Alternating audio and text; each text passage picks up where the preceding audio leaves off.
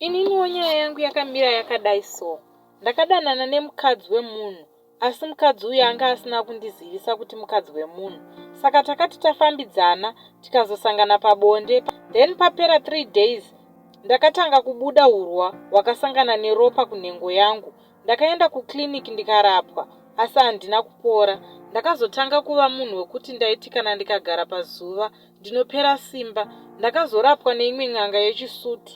Yakabva yanditi ndainge ndawira pamukadzi akabvisa nhumbu.